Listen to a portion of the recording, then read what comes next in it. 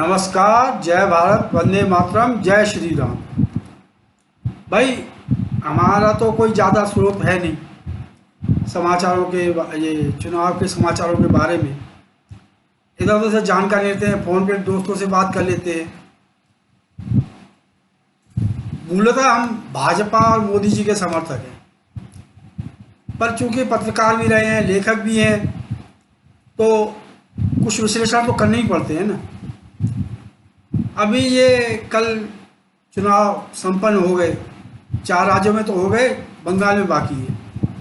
हमने केरल की बात की थी, तमिलनाडु की बात भी की थी। एक बात हमें अपने भारतीय जनता पार्टी के लोगों से बड़े नाखुश हम इस बात पे रहते हैं कि तुम नए भारत की बात तो कर रहे हो, पर नए भारत की नीतियाँ क्या है? नीतियाँ तो वही पुरानी हैं, वही महंगाई, वही बेरोजगारी और वही निजीकरण।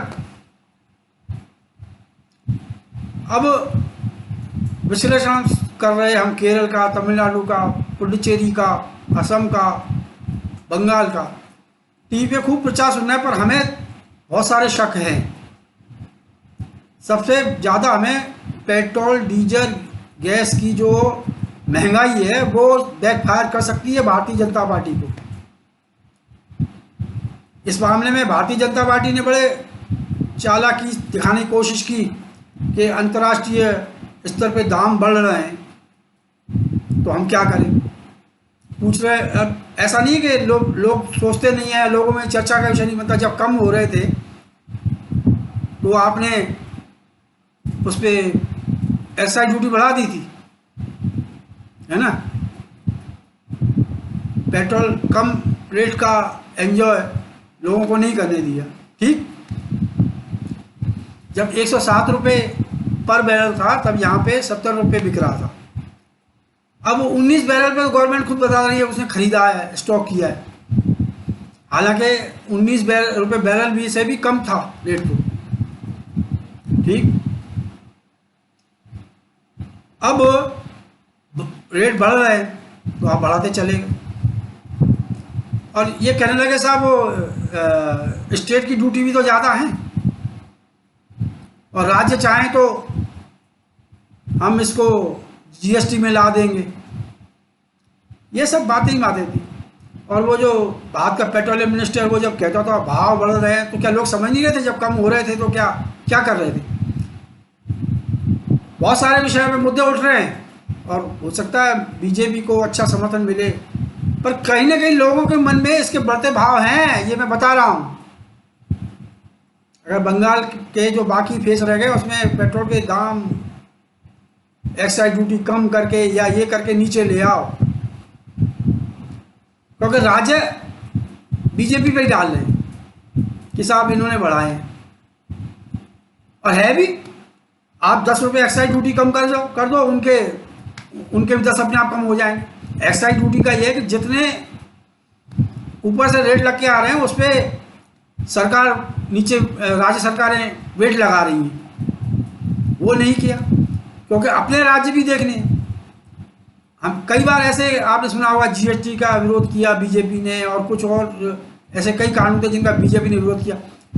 उस समय सुषमा स्वराज और जेटली साहब क्या सोचते थे कि हमारे सेंटर में तो गवर्नमेंट आनी नहीं, तो जो राज्य आते हैं वहाँ हम अपना थोड़ा काम चलाते रहें।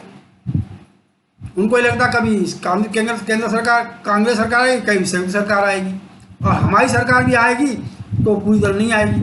उनको ये नहीं मालूम था कभी मोदी जी आएंगे और पूर्ण बहुमत से ले आएंगे। 2 बार, एक बार नहीं हुआ। किसान कानून का भी विरोध कर चुकी है बीजेपी, बताते थे लोग। निजीकरण का भी विरोध करती थी, क्योंकि इनको लगता था हमारा क्या है, हमारे पास तो स्टेट गवर्नमेंट रहेंगी। बहरहाल अब वो सब कर रहे हैं जो वो कांग्रेस सरकार कर रही थी। कई लोग प्रश्न उठाते हैं कि नीतियां बताओ अलग क्या है?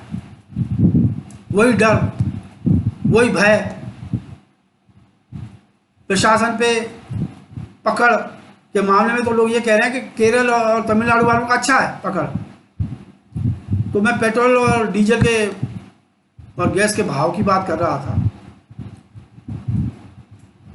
तो अब सब्सिडी ख़त्म कर दी, कभी 1200 था जैसा, मेरे को याद तो नहीं है, पर कहते थे उस समय भी 200-250 वो आ जाती थी सब्सिडी। अब सब्सिडी ख़त्म कर दी, ठीक है, अच्छा की।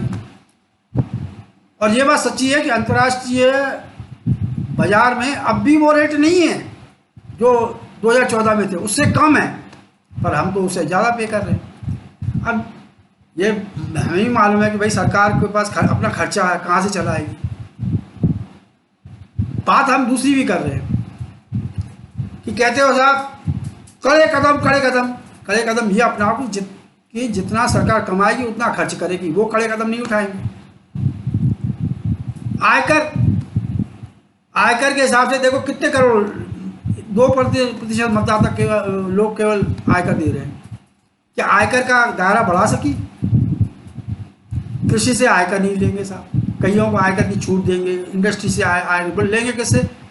मध्यम वर्ग से। तो मध्यम वर्ग पे जो जीएसटी का बोझ है पूरा मध्यम वर्ग पे ही डाला जाता है। कहा जाता है एक देश एक टैक्स, है क्या? सड़कें बनवा रहे हो सरकारी पैसे से और दे रहे हो उनको वसूली के लिए ठेकेदारों को। ये क्या है? Toll tax. टोल टैक्स है, जीएसटी है। अब जीएसटी भी कितने कर अभी लग रहे हैं इसमें, पेट्रोल में कितने कर, आप जाके देखो। अब वो सर स्टेट को जब तुम 42% स्टेट का जो कर संग्रहण में से जो केंद्र को मिल रहा है उसमें से 24 की बजाय 42% किया है। और जीएसटी में अगर सरकार, वैसे तो बहुत दावे करते हैं कूटनीति राजनीति, अगर केंद्र सरकार का प्रधानमंत्री चाहे तो क्या जीएसटी में नहीं डाल सकता पेट्रोल को? पर हर बात प्रधानमंत्री नहीं रखते, वो अपने साथ सहायक रखते हैं, पेट्रोल मंत्री, वित्त मंत्री, रक्षा मंत्री, गृह मंत्री। पेट्रोलियम मंत्री जो मैं देख रहा हूँ वो बिल्कुल ऐसे अंतर्राष्ट्रीय स्तर में वो बढ़ रहे। अरे तुम पहले भी तो थे, जब घट रहे थे तो क्यों उसको ब्रेक किया तुमने? स्थिति ये हो गई थी, रोज वो बढ़ा रहे थे टैक्स। बोले आज इतना गिर गया, बोले पेट्रोल कम होने से पहले उस पर जीएसटी बढ़ा दो। और जो मुझे जानकारी मिली है फ़ोन पे और इधर उधर सर्विस में कि भैया ये इसका प्रभाव तो निगेटिव पड़ेगा। अब भगवान करे ना पड़े, बीजेपी के समर्थक कैसे चाहेंगे, पर मन में और दिमाग में एक बात तो चल रही है कि इसका बैकफायर कर सकता है। और तमिलनाडु में तो करेगा ही, बल्कि तमिलनाडु में तो उल्टी स्थिति है। बाकी जगह बीजेपी के लिए दूसरी पार्टियां बोझ होती है, उनको ढोती है। तमिलनाडु में उल्टा हो गया है, वहाँ अनपॉपुलर है बीजेपी।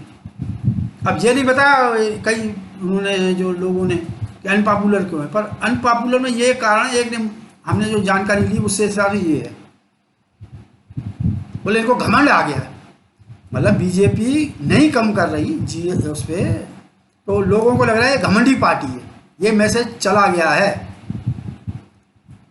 भगवान करे रक्षा हो इनकी।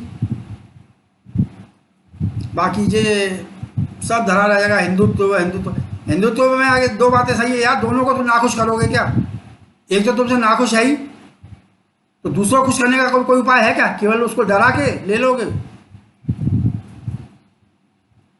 तो थोड़ा मुश्किल तो है भाई। अब हम प्रार्थना ही कर सकते हैं कि मतदाताओं को सद्बुद्धि दी हो भगवान ने। बाकी केरल में और तमिलनाडु में तो इनको बहुत बुरा बैकफायर कर जाएगा। कई जगह लोगों को हमने सुना कहते हैं पेट्रोल और डीजल का भाव, हम कह रहे हैं सब। देखो मैं बताऊं आपको, ये देश विकसित नहीं हो सकता। विकसित देश की पहचान है उसके प्रत्यक्ष कर ज़्यादा होते हैं वसूली, जैसे संपत्ति कर, जैसे आयकर। ये अप्रत्यक्ष कर हमेशा अविकसित देशों की निशानी है। विकसित राष्ट्र बनाएंगे, कब बनाओगे विकसित राष्ट्र? अभी तो तुम्हारे इनडायरेक्ट टैक्स कितने लगे हुए हैं, दिन ब दिन इनकम टैक्स, अप्रत्यक्ष टैक्स बढ़ाते जा रहे हो। आयकर वसूली कितनी बढ़ा पाए? बोले भाई 50 लाख 60 लाख 80 लाख 100 करोड़। भाई हमको देख रहे हैं इतने लोग कमा रहे हैं, विकास तो कर रहा है देश, पर देश को आयकर कितना मिल रहा है, ये सबसे बड़ा सवाल है। देश विकास कर रहा है, देश विकास कर रहा है, आयकर का कहाँ है भाई? लोगों ने दुकानें बना ली हैं, बड़े बड़े बिल्डिंगें बना ली हैं, वो बना लिए, सब बना लिए, टैक्स कोई नहीं दे रहा, इनकम टैक्स। एक्चुअली आयकर वही देगा जो कमाता है। अगर आयकर को आधार माने तो कमा कितने लोग रहे जो आयकर दे रहे हैं? ये अपने घर को भोग के लिए होते हैं। तो विकास क्या? विकास के साथ सामाजिक संतुलन तो होना चाहिए। ये ईडी के छापे पड़ रहे हैं, सीबीआई के छापे पड़ रहे हैं, ये छापे पड़ रहे हैं, ये इसलिए पड़ रहे हैं कि जो हमारा कर संग्रहण है ना, उस अनुपात में नहीं हो पा रहा, लोग ज़्यादा ज़्यादा ब्लैक कर रहे हैं पैसा। बहरहाल यही दुआ है भैया, जीत जाए बीजेपी, पर जो संभावनाएं लग रही है ये बैकफायर, पेट्रोल का, डीजल का, गैस का भाव बैकफायर कर सकता है। हो सकता है पाँचों में ही नुकसान उठाए बीजेपी। बाद में पता लगेगा कि बाद में विश्लेषण होंगे। और ये अभी किसान आंदोलन है, इसको इन्होंने बड़े हल्के में लिया, कोई कूटनीति करके इसको तहस नहस करने में चलने दिया। इनको ऐसा लगता है कोई चल रहा तो मेरा पर्चा होगा, पर अगर इन चुनावों में ठीक ठाक सफलता नहीं मिली तो फिर ये बैकफायर ही करेगा और बहुत मुश्किल वाला सफर होगा आगे बीजेपी के लिए। केवल शब्द बोलने से काम नहीं चलता, राज्य में भी तो कुछ दिखाओ। कहाँ दिख रहा है? सब ऐसा ही चल रहा है। चीन वही कर रहा है, पाकिस्तान भी वही कर रहा है। हालांकि हमें इसमें इंटरनेट पे, यूट्यूब पे कई चर्चाएं आती हैं, बहुत अच्छी लगती हैं, लगता है मोदी जी अच्छा काम कर रहे हैं, पर जो पब्लिक में वो जो बनना चाहिए राय, उससे वो नहीं बन पा रही। जय हिंद, जय भारत।